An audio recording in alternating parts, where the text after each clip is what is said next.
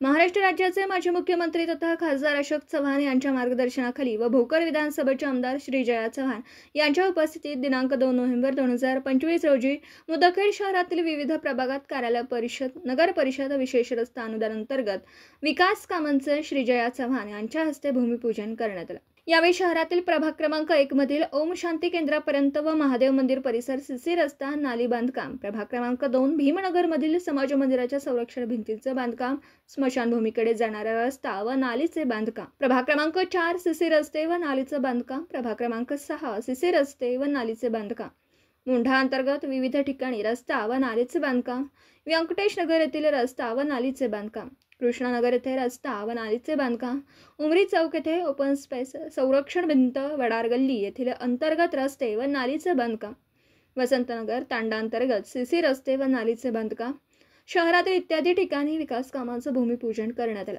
यावेळी उपस्थित असलेले भाजपा शहराध्यक्ष रामसिंग चव्हाण, तालुका अध्यक्ष दत्तू देशमुख, सुनील शेट्टे, संजय अवलवार, राजू बारतोंडे, उत्तम चव्हाण, प्रवीण काचावर, मुन्ना चौधरी, गंगाधर डांगे, डॉक्टर पंचलिंग, उपेंद्र देवदे, केशव मुंगल, खदीर कुरेशी, विनोद चंद्रे, इक्बाल कुरेशी, ऋषी पारवेकर, बजरंग खुडके, राम आबादार, शैलेश गुडमलवार, मुन्ना कांबळे, अविनाश चौंदते, जयप्रकाश चौंदते, रावसाहेब चौंदते, कुणाल चौंदते, मधुकर दवणे, कपिल लोखंडे, बाळू पांचाळ, भाजपा महिला पदाधिकारी सौ प्रियंकाताई खंदारे, सौ जया देशमुख यांच्यासह भाजपा पदाधिकारी, कार्यकर्ते यांची मोठ्या संख्येने उपस्थिती होती।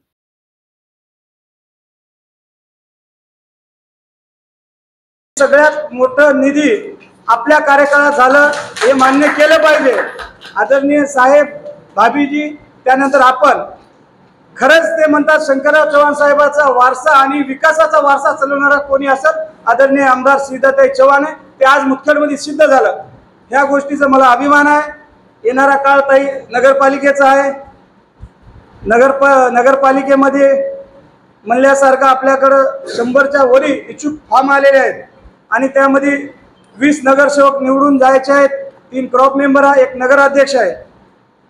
दीदी, मला काही सांगायची आवश्यकता म्हणजे मी तुम्हाला काही सांगायची आवश्यकता नाही, कारण का आपले लोक प्रत्येक वार्डात, प्रत्येक शहरामध्ये जागोजागी फिरत आहे।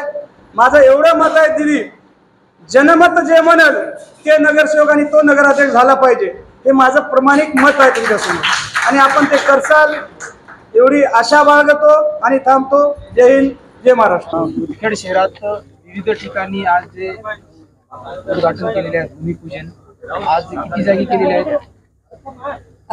सर्वांना सर्वांना नमस्कार। आज दुपारपासून आम्ही मुदखेड शहरात आहोत आणि वेगवेगळ्या ठिकाणी आम्ही उद्घाटनाचे कार्यक्रम घेतलेले आहेत।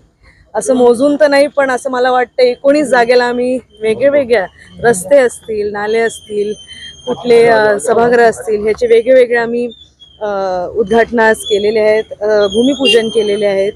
आणि ह्या अनुषंगाने आम्हाला असं वाटतं की विकासाचे कामं आता भोकर मतदारसंघाला 14 कोटी 50 लक्ष रुपये याचा निधी वेगवेगळे डिपार्टमेंट्स अंदर आलेला आहे। प्रचाराच्या वेळेला जे काही मागणी होती आणि त्याच्यानंतर सुद्धा आता 1 वर्ष कंप्लीट व्हायला लागले आणि निधी आता उपलब्ध झालेला आहे, त्यामुळे विकासाचे कामं आपल्या मतदारसंघात सुरू झालेले आहेत। नारळ फोडणीचा कार्यक्रम आज आम्ही करून घेतलेला आहे, त्यामुळे विविध वेगळे विकास कामं या डिपार्टमेंट्सचे निधी अंडर आलेले आहेत। आपण निवडून आलो त्यापासून आज विकास कामाला गती मिळालेली आहे।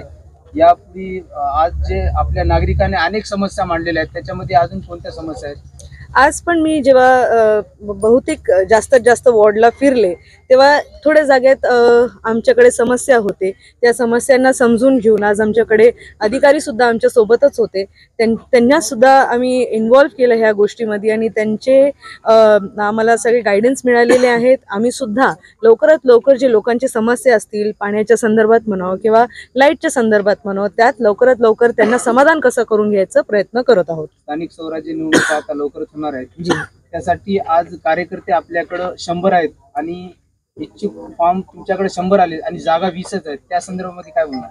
जे बेस्ट कॅन्डिडेट आहे ते नक्कीच जिंकणार, जे लोकांची सेवा करतो तो नक्कीच माणूस जिंकून येतो। परत एक शेवटचा प्रश्न असा आहे की या ठिकाणी सर्वसाधारण महिलेसाठी नगराध्यक्ष सुटलेला आहे, या ठिकाणी ओबीसी देखील या ठिकाणी मागत आहे। जी आहेच ना, आता आपण सर्वसामान्य महिला आलेली आहे, नंतर पंचायत समिती सुद्धा आहे, आता तर शहर आहे नगर पालिका म्हणून, पण नंतर पंचायत समिती सुद्धा आहे, ZP सुद्धा आहे. ते ह्या सगळ्या इलेक्शन्स मध्ये आपण कसं सगळ्यांना न्याय देऊ ह्याच्यावर नक्कीच लक्ष राहणार. दिवसभरातील घडामोडींचा आढावा घेण्यासाठी पाहत रहा N24 मराठी न्यूज चॅनल.